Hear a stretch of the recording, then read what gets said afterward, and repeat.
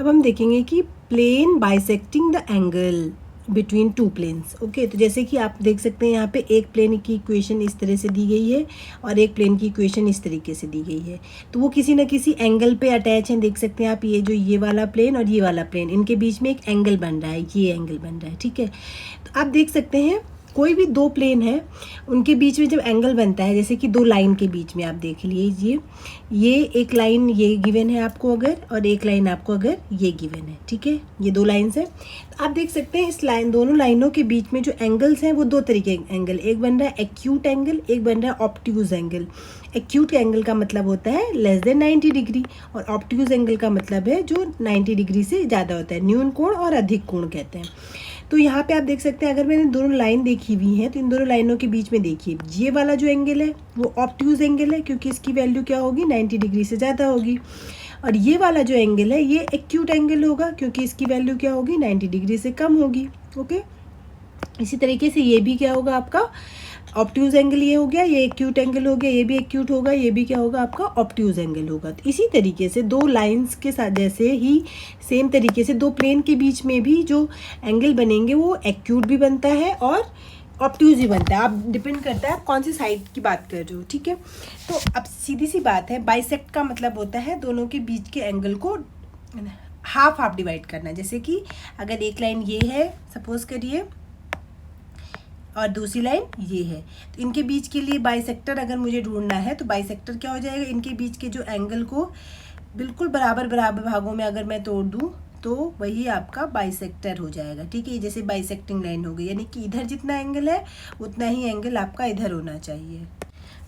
तो ये वाला जो प्लेन है इसी तरीके से ये बाइसेक्टिंग प्लेन होगा। ठीक है, अब इसमें बाइसेक्टिंग प्लेन में भी आप देख सकते हैं ये जो बाइसेक्ट कर रहा है वो इधर का भी एंगल बाइसेक्ट कर रहा है और इधर वाला एंगल भी बाइसेक्ट कर रहा है। ठीक है, तो अब डिपेंड करता है कि ये पहले हम बाइसेक्टिंग प्लेन की जो इक्वेशन देखेंगे, फिर आप देखेंगे कि ये एक्यूट एंगल को बाइसेक्ट कर रहा है कि ऑब्ट्यूज एंगल को बाइसेक्ट कर रहा है। ठीक है, इसके लिए जो ये हमारी अब बाइसेक्टिंग प्लेन की इक्वेशन तो आ जाएगी, लेकिन अब ये देखने के लिए कि वो एक्यूट को कर रहा है कि ऑब्ट्यूज को कर रहा है, बहुत सिंपल सी चीज़ है। जैसे कि ये एंगल कैसा है, ये एंगल एक्यूट है क्योंकि ये टोटल जो है वो 90 डिग्री से कम है। तो ऑब्वियस सी बात है 90 डिग्री से कम के लिए अगर मैं कोई भी यहाँ पे बाइसेक्टर लाइन या बाइसेक्टर प्लेन अगर मैं बनाती हूँ तो ये जो प्लेन है ये बाकी के किसी भी दोनों लाइन से जो एंगल बनाएगी वो 45 डिग्री से कम बनाएगी। जैसे कि अगर 90 डिग्री का एंगल बनता तब अगर मैं इसका बाइसेक्टर ढूंढूंगी तो ये जो बाइसेक्टर है वो इधर भी क्या करेगा 45 डिग्री बनाएगा, इधर भी बनाएगा 45 डिग्री।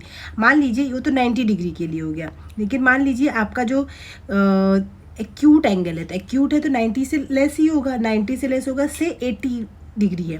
तो अगर ये एंगल आपका मान लीजिए 80 डिग्री है और आप इसको बाइसेक्ट कर रहे हैं तो ये जो बाइसेक्टर होगा वो इधर से भी 40 बनाएगा और इधर से भी 40 बनाएगा। यानी कि अगर टोटल एंगल 90 डिग्री से कम है तो ऑब्वियसली बात है बाइसेक्टिंग एंगल जो होगा वो हमेशा 2 से कम 90/2 यानी कि 45 डिग्री से लेस होगा। तो आपको निकालना पड़ेगा कि कौन सा बाइसेक्टिंग प्लेन, किसी भी दोनों प्लेन में से किसी से भी चेक कर लीजिए, अगर वो जो एंगल बना रहा है वो लेस देन 45 डिग्री है इसका मतलब वो एक्यूट एंगल को बाइसेक्ट कर रहा है।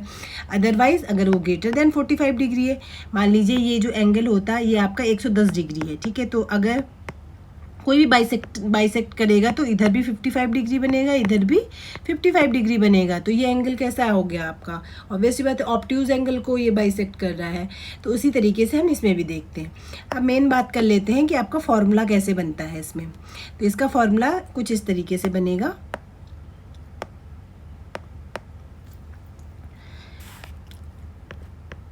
Bisector plane is equal to given होता है आपका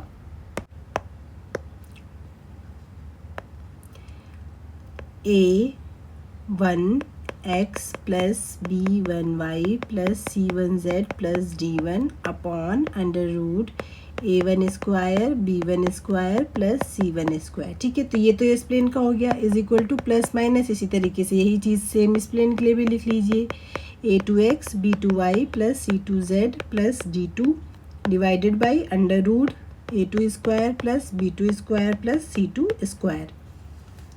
तो आप देख सकते हैं एक प्लेन मिलेगा जब आप प्लस साइन लेंगे, एक प्लेन मिलेगा जब आप माइनस साइन लेंगे। ठीक है, वैसे ओवरऑल यही इक्वेशन हो गई आपके बाइसेक्शन बाइसेक्टिंग प्लेन की। अब क्वेश्चन कर लेते हैं। इसमें आपका क्वेश्चन है कि find the bisector of the angles between these planes. ठीक है, तो निकाल लीजिए। पहले बाइसेक्टिंग प्लेन की इक्वेशन आ जाएगी 2x minus Y plus 2z plus 3 divided by under root 2 square plus minus 1 square plus 2 का स्क्वायर इज इक्वल टू, अब दूसरे प्लेन की बारी है, 3x minus 2y plus 6z plus 8 divided by, आगे से प्लस माइनस आता है, अंडर रूट 3 का स्क्वायर प्लस माइनस 2 का स्क्वायर प्लस 6 का स्क्वायर। इसको थोड़ा सॉल्व कर लीजिए। ये बनेगा 2x minus Y plus 2z plus 3 divided by 4 4 8 8 9, तो 3 बनेगा is equal to plus minus 3x minus 2y plus 6z plus 8 upon में ये बनेगा 36 9 45 49 अपॉन में 7 हो जाएगा। ठीक है, तो इस तरीके से बन जाएगा। अब इसको सिंप्लीफाई कर लीजिए। तो एक बार क्या कर लीजिए, प्लस साइन ले लीजिए और एक बार ले लीजिए माइनस साइन।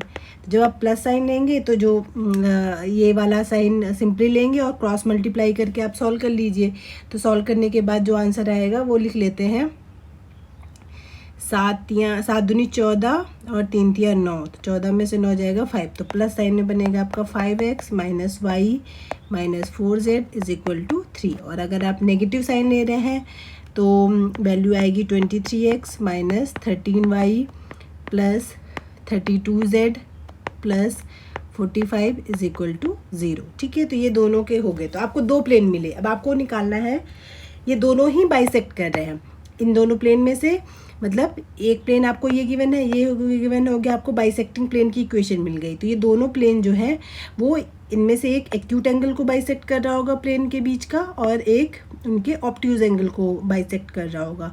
तो इसके लिए आपको चेक करना पड़ेगा, रैंडमली कोई सा भी प्लेन ले लीजिए। आप इसके साथ भी चेक कर सकते हैं, इसके साथ भी चेक कर सकते हैं कि इसका इनमें से किसी के साथ भी, क्योंकि बाइसेक्ट कर रहा है तो इक्वल एंगल ही बनेंगे। इसका इसके साथ कितना एंगल बन रहा है, तो मान लीजिए आप चेक कर लीजिए, या इसका इसके साथ कितना एंगल बन रहा है, किसी के साथ भी आप चेक कर लीजिए।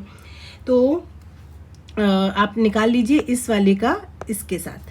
तो निकाला। अब दो प्लेन के बीच के एंगल का फॉर्मूला हम ऑलरेडी देख चुके हैं। ठीक है, तो कैसे करते हैं, दो प्लेन के बीच का एंगल का फॉर्मूला आपका होता है cos theta is equal to,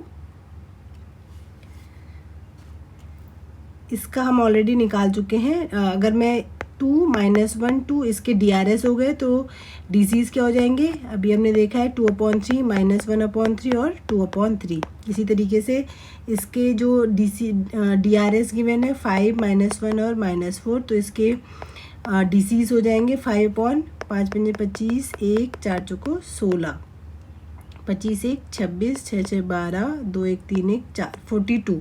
तो 42 5/√42 माइनस 1/√42 माइनस 4/√42। अब इन दोनों को क्रॉस मल्टीप्लाई कर लीजिए, 2/3 42 minus 1/3 into minus 1/√42 plus 2/3 into minus 4/√42। इसको सॉल्व करेंगे, 10 divided by 342 plus 1/342 minus 8 divided by 342। तो 10 1 11, 11 में से 8 जाएगा 3, तो 3/3/√42, यानी कि कितना बच रहा है 1/√42। ओके, अब कैसे चेक करेंगे, आपने देखा यहाँ पे कॉस थीटा की वैल्यू कितनी आ रही है, कॉस थीटा की वैल्यू आ रही है आपकी 1/√42। अभी हमने कहा ये जो एंगल कम होना चाहिए। अब कॉस 45 डिग्री कितना होता है, कॉस 45 डिग्री कितना होता है 1/√2 होता है। ओके, तो अगर आप इसको चेक करेंगे तो ऑब्वियस सी बात है, ये जो वैल्यू है, ये ऑब्वियस सी बात है, जो √42 है वो बड़ा होता है किससे, √2 से, यानी कि 1/√2 बड़ा हो जाएगा 1/√42 से। तो इसका मतलब ये हुआ, ये cos 45 डिग्री हो गया। ठीक है, अब आपने पढ़ा होगा ना, cos जो होता है वो आपका डिक्रीज़ करता है, यानी cos 0 कितना होता है 1 होता है, फिर cos 45 डिग्री 1/√2 होता है, फिर उसके बाद ये फिर डिक्रीज़ करता है, पहले डिक्रीज़ करता है उसके बाद फिर इंक्रीज़ करता है। क्योंकि आपने देखा होगा cos 90 डिग्री कितना होता है आपका, पूरा 0 के ही इक्वल होता है। तो पूरा अगर आप इसका ग्राफ देखते हैं तो ये कुछ इस तरीके का होता है। ठीक है, ये आपका 90 डिग्री पे वैल्यू हो गई, ये आपकी 0 डिग्री पे, 45 कहीं पे इधर पड़ रहा होगा। ठीक है, तो आप देखिए यहाँ पे वैल्यू कितनी बता रहा है 1/√2 है, और 1/√42 जो होगी वो इससे बड़ी ही होगी, तो बड़ी होगी यानी कि इधर की साइड में कहीं पे पड़ेगी। ये सॉरी, ये जो वैल्यू आई है ये 1/√2 से छोटी है, छोटी वैल्यू है तो आपकी इधर की साइड में पड़ेगी यानी यहीं कहीं पड़ेगी।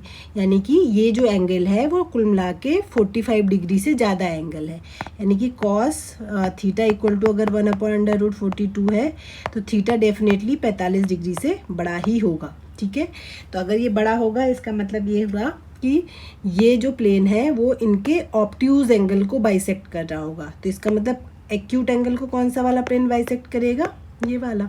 ठीक है, तो आई होप आपको क्लियर हो गया होगा। अब कैसे निकालना है ये भी मैंने बता दिया है कि यहाँ पे जो वैल्यू आएगी, अगर आप एंगल नहीं निकाल पा रहे हैं तो आप वैल्यू से चेक कर लीजिए ना, क्योंकि इधर की तरफ को वैल्यू जैसे जैसे एंगल बढ़ता है कॉस की वैल्यू घटती है।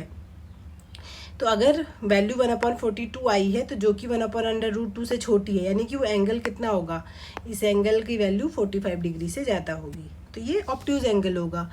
तो अगर ये ऑब्ट्यूज एंगल को बाइसेक्ट कर रहा है तो एक्यूट एंगल को ये दूसरा वाला प्लेन जो है ये बाइसेक्ट करेगा।